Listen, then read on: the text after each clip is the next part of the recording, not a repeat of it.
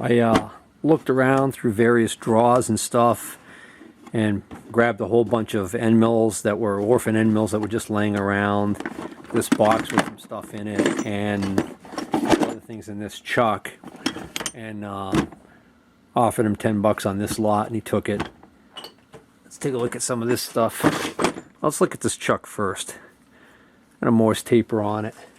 That is some sort of a no-name import chuck, so nothing to get excited about. It's probably why he didn't bat an eye when I had this in there with all the other stuff. Boy, that feels sloppy as hell. As long as it tightens up. Jaws actually look pretty good. I don't think this has seen a lot of use. But, you know, it's going to be an import. No big money there.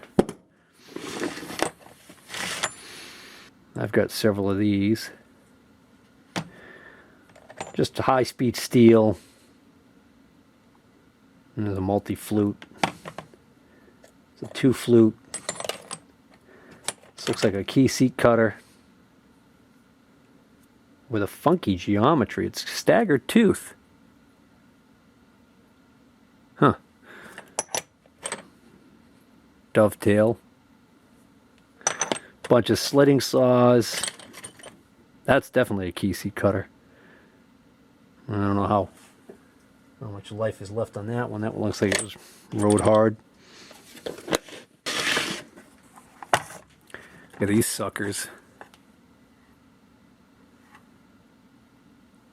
Made in Detroit, Michigan. Blade SR110, wedge T81. So I gather there's a way to actually knock these wedges out and change these blades? Interesting. This appears to be trademarked Ceratip. That sucker. This says something cast iron. There's just a big old honking end mill. 6-flute. A syringe tip. Couple of orphan inserts. And then all of these end mills here. There's a big roughing end mill. I don't know if these are new or used or what. I just was grabbing them and going through quickly. Here's an arbor for a slitting saw, by the looks of it. This one actually looks like it's in really great shape. And, oh yeah, one Kennametal. There were a few others of these there, this style, but they didn't have any markings on them to identify what the heck they were. So I didn't bother with those. I grabbed this one though. Then I found these 3 face mills sitting on a shelf, and it was funny because if I had seen them before I had made that other box up, I would have just included these and he probably wouldn't have batted an eye, but since these came after, I paid separate for these. You know, these can be a real pain in the butt to deal with, so I told him I'd only give him $5 for the 3, and he was getting ready to scrap these, so he took that offer. They look like they were sent out to be sharpened maybe, and then I don't know if these have ever been used since they came back from being sharpened. It's a big sucker there though. I might even have an adapter that'll go to R8 and let me actually try and use this in the Wells Index. Might be fun to see how that cuts. And we got another one pretty much identical to that one, I think. Those of you who saw my previous video about the haul from Springfield might remember that there were 2 Midland CB radios that were kind of interesting. There were 23 channel CB radios that they had a separate battery pack attached to a case so you could go portable with them. And he actually remembered that I was the guy who got those. He gave them to me for free because he was going to throw them out. That and a Bearcat 210 scanner. He came across these 2 original antennas for the 2 radios after I left, and he had actually had them set aside, so when I came by he made sure he gave them to me. So that was kind of nice of him to make sure these go with the radios. Because you can see they're unique enough that, you know, that's a good addition to the radios. It'll add some value to the radios. And then we were looking at these and couldn't figure out what they were. And I said, if you're going to just throw them out, I'll take them for free. Just because we were so intrigued by the precision these seem to be made in. So I'm going to tell you in a moment what these are, because I already figured it out. It took a while. But they're marked with dimension, 0.1875, but they're not all the same. I think some of them might be a different thickness. I don't recall. Actually, well, most of these are 0.1875. Here's the thing, though. These things are so well made, they're almost like gauge blocks that they're ringing together. So, go figure. Okay? They've got a big bore that's keyed. Alright? So our initial thought were that they were precision-made spacers for use on some sort of a big grinding machine. Okay? And that was wrong. So how I ended up figuring out what these were is there's a company name on here called Ascodyne. A-S-K-O-D-Y-N-E. There's a part number on here, that's useless. There's another number here, C262, that's also useless. It took a hell of a lot of looking and searching, and I was able to find out what these are these are actual, I think they call them rotary knives, okay? So the idea is, nearest I can tell, is that a whole bunch of these would be on an arbor, probably with spacers between them, like that. Probably spaced so that another set of these on another arbor next to it would run like this. So if you follow me, you know, one after the other. And then whatever the heck material that was being cut would be fed into this thing and basically turned into, I mean, think of it like a paper shredder on steroids maybe. Or I've also seen rotary knives like these used on much smaller machines where you just have like one of these rotated up that's on a hand crank, and it's for cutting sheet metal. I don't know exactly. So where he got these was he got these out of a shop that had closed down that was doing a lot of precision grinding and sharpening. So the theory is that, my theory anyways, is, because he had no idea what these were, oops, but my theory is that some company had a machine that used these knives and that they sent them to this company to be sharpened. And then when the company shut down for whatever reason, these never made it back. So it's one of these things where I think it's probably very expensive to buy these new because of the precision. And I got to tell you, the other giveaway about these things is that the edge of these is really sharp. It almost feels like if I rotate this in my hand, I would slice my hand pretty badly. So I think that these would be very, very expensive to buy new, but I think there's literally no market for them on the used market, because I searched high and low to try and find anybody selling these to get an idea what the value would be. And I struck out. And the only thing I could think of is if I contact the company and they put me in touch with a distributor, then maybe the distributor could tell me somebody who might have a use for these things. But I got a huge stack of them here. But they've got to be pretty good quality metal. But anyways, just thought you guys might find that interesting. Rotary knife. And I've seen, like other machines, I've seen that there was some sort of a shredder that's used. Get this. Apparently, there is a use for a machine that will shred PC boards. These are like a glass epoxy that these boards are made out of. And apparently maybe for recycling purposes, there's something that they can reuse these for if they shred them. Go figure. Okay, so then we ended up going over to this gentleman's house, or parents' house, where he was living, and I revisited a lot of the stuff that I had seen previously, and I did come across a couple of items that I did want to buy that I hadn't seen, and these, I don't remember seeing these two items. And it was actually, he had a whole box full of chucks. And I went through and looked through, and a lot of the chucks were, a lot of them were Jacobs chucks, but they were older Jacobs chucks. So I ended up picking out these two chucks as the only two chucks I would be interested in.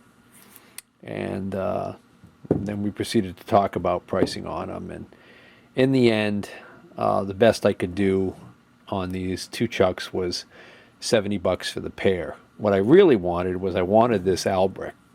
This is an older Albrecht chuck. So this is an Albrecht 3-16, which is a 1/8 to 5/8 chuck. It's not what I would describe as, mint condition, but it does turn freely, and the jaws look decent. Not perfect. They look decent, though.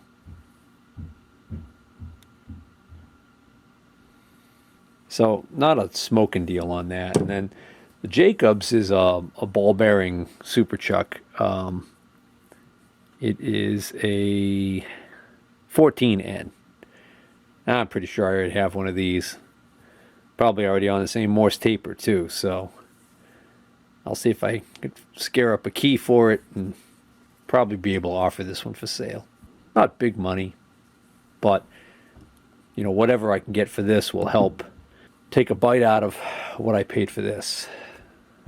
I really wanted this chuck because I knew I had Albrecht chucks, but all of my Albrecht chucks are this size or smaller. These are 1-13s, so they're 1/32 of an inch to 1/2 inch. You can see the size difference there. This next item is an item that I saw in the garage the first trip out, and he had brought this to his parents' home in the process of cleaning out. The reason why I didn't buy it the first time around was because he was pretty much firm at $100 on this thing. I had, since seeing it, I had given more thought to it and thought that I was actually hoping that it was a Hermann Schmidt, because what it is it's a grinding vise, and I knew it was made in the USA, but I couldn't remember the name on it. And then I realized that if it was a Hermann Schmidt, that would have been a good deal at $100. So I actually went out there hoping that I would see this again and that it would be a Hermann Schmidt. This is a 4-inch, so it's a good size for a grinding vise. It's a big one as far as these type of grinding vices go. Unfortunately, though, it's not a Hermann Schmidt. It's actually an Oxford Precision Ink of West Springfield, Massachusetts. I tried doing a little bit of research online. Didn't find out a hell of a lot about this company. As far as value of this vise, I was only able to find one that had sold on eBay. And I just checked that one online, and he listed it as the jaws being 3 7/8, and now that I look at this again, that is correct. It's 3 7/8 of an inch wide, the jaws. So the one that sold on eBay was identical in size to this one. However, it was engraved. This one has some slight imperfections here on the top edge, right here, that I'm not sure whether or not those are going to be able to be taken out just with a stone. Actually, there's a pretty good ding right there. So it's got a little bit of an oopsie there, which is a big deal on a precision vise. But the one that was on eBay was engraved on the top and on the side.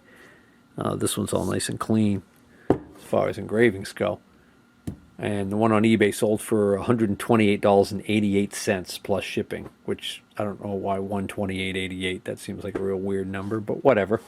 So what ended up happening here was, because he still had this and I was there in front of him with the cash, I was able to get him to sell me this for $50. So I'm happy with this at $50. I'm gonna probably end up keeping this one for myself because it's a good size one. I don't think I have one this large.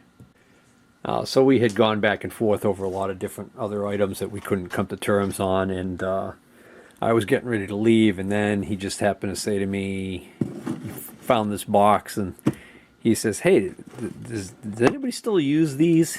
And he came out with this box that has these old brass oilers in them. Now, I do know, I'm pretty sure they make reproductions of these now. So I don't know. We'll take a quick look at these under magnification, see if we can't get any identification on them. But anyway, so I got these four oilers. All right, these are typically used on like hit and miss engines to oil the main bearings, and he ended up taking $5 for these. So I certainly think that these are worth the $5 I gave for them. And actually, I was looking at this box. I wonder if I have something that would. This box might be. It's funny. It says Detroit Oilers. So I don't know if that's a brand. Anyways, this also says Collets and Gas Lens. Oh, so this would. He had welding stuff in here. Collets and Gas Lens. If it just said Collets, I would think machinist, but the fact that it says Gas Lens makes me think he's talking about the little collets to hold tungstens, and gas lenses for a tungsten torch. Yeah, it looks like I did okay on these oilers. This one here, which is completely unmarked, and this, I don't know, this might be a reproduction, even though it's all dirty. Wasn't able to really find anything out on this one. Figure it's worth at least the $5 I paid for the lot though, right? This one is a Detroit lubricator, model 109. I was not able to find a model 109. I was able to find other Detroit lubricators roughly the same size, and they seem to sell for around $12 or $15 used. This one was very, very dirty on the top, so I cleaned it, only to find that this also apparently is completely unmarked. I was not able to find any markings, unless it's underneath this crud on the bottom here, but it seems like these other two that were marked on the top. This one was the nice surprise. This is the Lunkenheimer, and then over here it says Sentinel, and it says number 1300, and then it says this is a 1.5. These tend to bring $30 to $40 used on eBay, so that's a good one there. So I figure I've got, conservatively speaking, I've got $40 right here, and then these two other ones are just bonuses. So I probably got $50 worth of vintage oilers here that I can sell, and that'll get me towards getting a really good deal on that Vise, for instance. All right, so that's going to wrap up this episode. I hope you guys enjoyed checking out some of these deals. If you did, please hit the like button, and if you're not already a subscriber, please consider subscribing. Hey, why not? Take a chance. You never know. Oh, just a parting shot in case anybody was wondering what this case is for. It says so right here. It was for an EN 48260 piston ring compressor. Oh,